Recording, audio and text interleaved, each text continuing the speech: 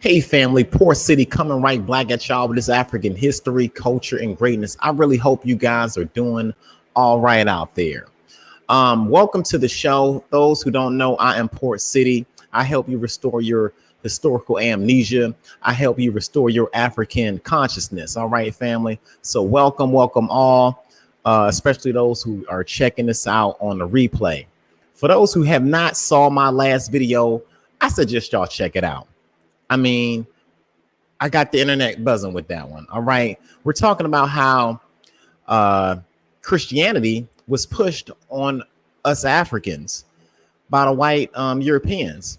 I made a nice video and I got a lot of book references in there. So I suggest you take the time out if you guys really want to know an understanding of how Christianity was pushed on the West Africans.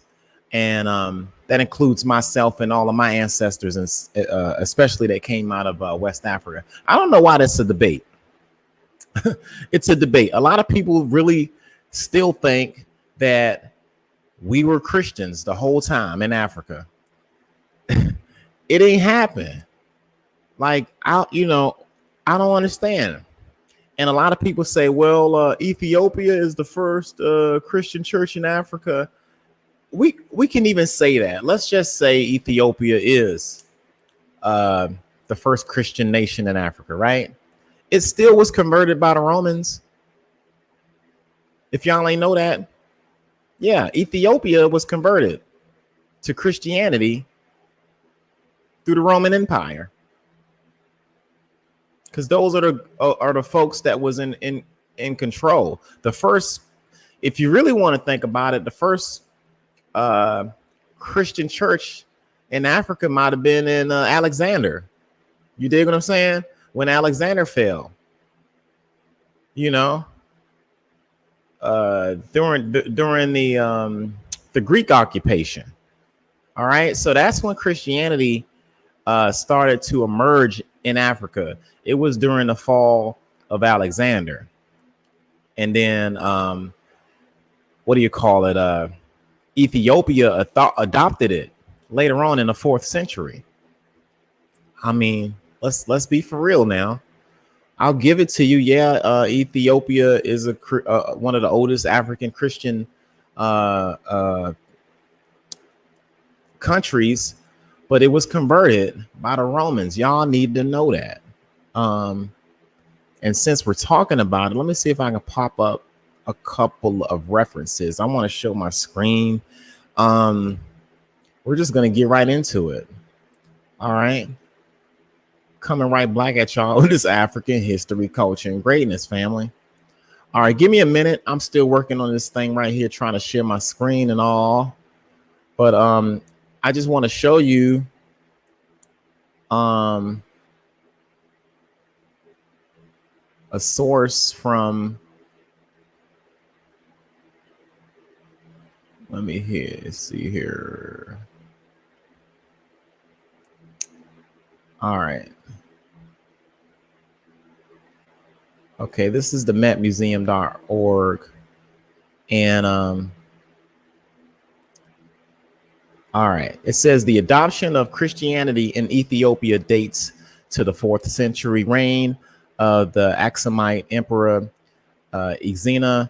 Axiom geography location at the southernmost edge of the Hellenized Near East was crucial to its conversion and development.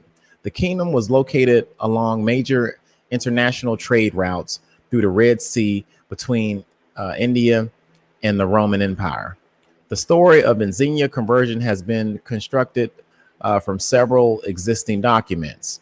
The ecclesiastical histories of Rufinus and Socrates, and is that Solartus, if I'm pronouncing that right, both recount how a uniform material was shipwrecked and sent to the court of Axum. Fermentus sought out Christian Roman merchants, was converted, and later became the first bishop of Axum. At the very least, the story suggests that Christianity was brought to Axum via the merchants. All right, family. This, Christianity came into Africa via trade. They had these trade routes, and they was just bringing on their Christian belief systems along these trade routes, and a lot of the Africans adopted to it. That's what it's telling y'all, family. This was in the 4th century. For those who don't know, this particular source that I got right here, this is African Christianity in Ethiopia. These are artifacts and stuff that you can find in the Met Museum right now, and they're all Christian artifacts. I'll give it to you. Yes, they are Christian artifacts. But for those who don't know, Ethiopia was influenced by Christianity. That's the part that people don't understand. Ethiopia was influenced by Christianity via the trade. All right.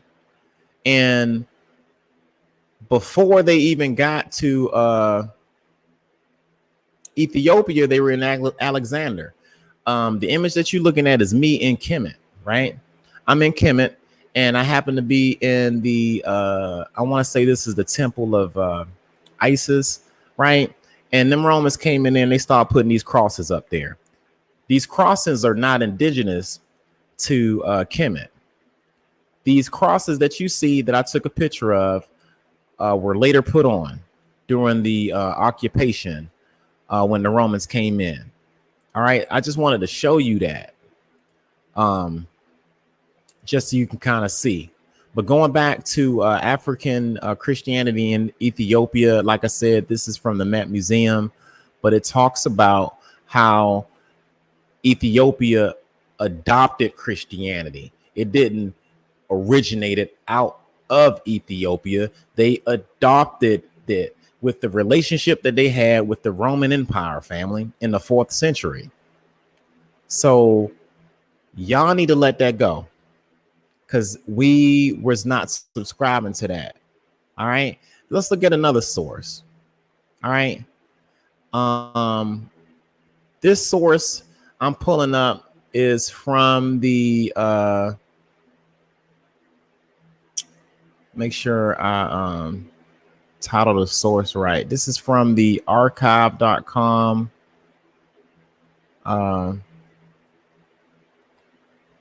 It has an archive database, and this right here is hang on, family, give me a minute. Give me a minute.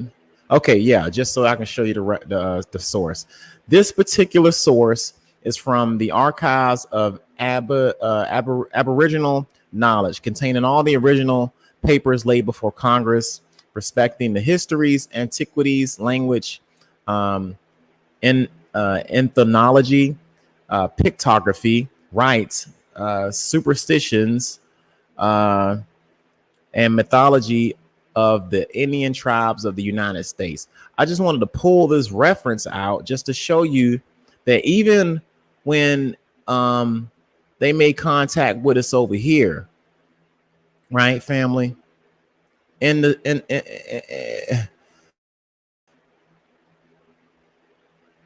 America, we was not on this Christian stuff. Now, this particular source is a really good source because it talks about descriptions of Negroids, and they're identified as natives.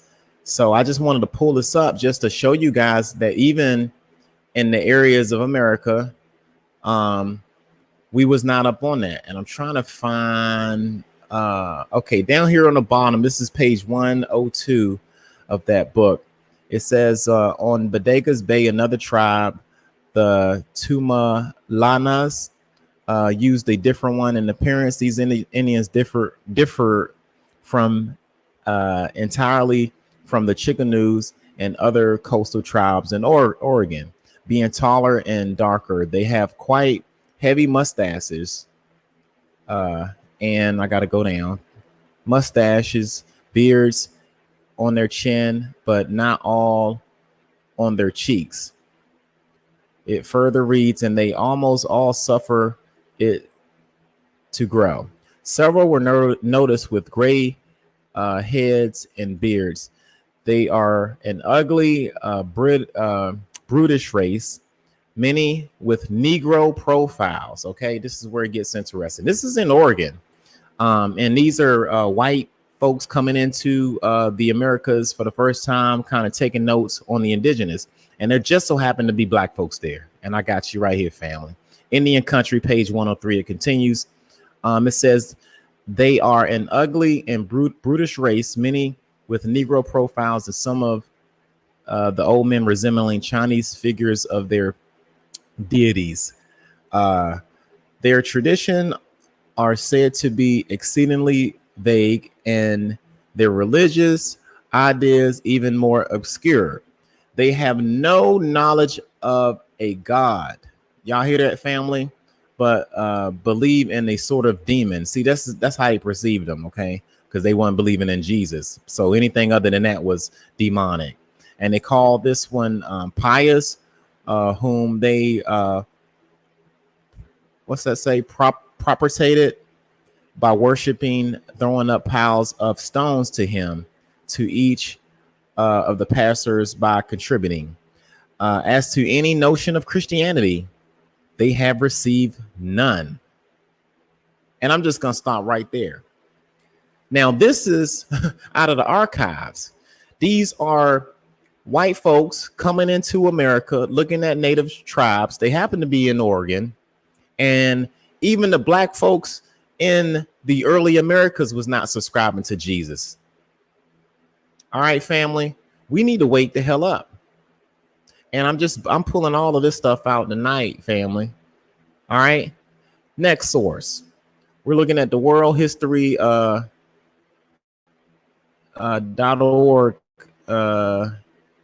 website. Okay. This image is Serapis that you're seeing right here. All right, family. This is Serapis. This is the this is the Greek Christ Jesus prototype before Jesus. You had Serapis. Okay, and the Greeks brought this into town, and they took down the Apis bull, and you had this cat right here. All right. So this was like pre-Jesus. All right. It says the cult was still popular in the late 4th century when the Christian emperor Theodosius. See, Theodosius destroyed this particular image of Serapis, right? Theodosius destroyed this thing. You know what I'm saying? When the Romans came into town, that's when they started you start seeing more images of Jesus. But just to take you back, this is a white man's religion, is what I'm telling y'all, family. Christianity, Jesus worship, that's all white man stuff. Straight up. I done told you guys on page 6 of Slave Religion, right? Because we talked about that the other day. That even in West Africa in the 1600s, I'm gonna take down my screen, right? In the 1600s, you had the Portuguese come in there, right? And family, when Portugal came into West Africa, they said they was not subscribing to any Christianity. They did not know of a Jesus, family. And here we are, confused as hell, enslaved. The first book they gave you was the Bible. And when your ass go to jail, they give you a Bible. And we're subscribing to it like that's our spiritual belief. It was not. You had the Dogon. They had old ancient spiritual belief system. You had several West African cultures that subscribe to their own spiritual belief system. Igbo, Yoruba, the Orishas. You have the Chi with Igbo. You have just a bunch of different, unique, traditional, indigenous spiritual systems that we subscribe to, other than Christianity. And for those who haven't read Slave Religion, I don't know what it is. Y'all get this book. Go ahead and get this book. It tells y'all on page 6, if I'm not mistaken. That was in 1682 when Portugal came in to try to convert West Africans, and they had a hard time. They said they had laborious hazards trying to do that shit. Okay, family? Laborious hazards trying to convert West Africans into Christianity. It wasn't working for us, family. All right. And I suggest y'all get that book so y'all can have an understanding of who we were when they came into contact with us. All right, family. I hope I ain't cut off. I'm gonna get off here. This was just a rant. I ain't had no concept, but y'all need to know that Christianity is the white man's religion. All right, peace and black liberation. I am out on that one. All right, family.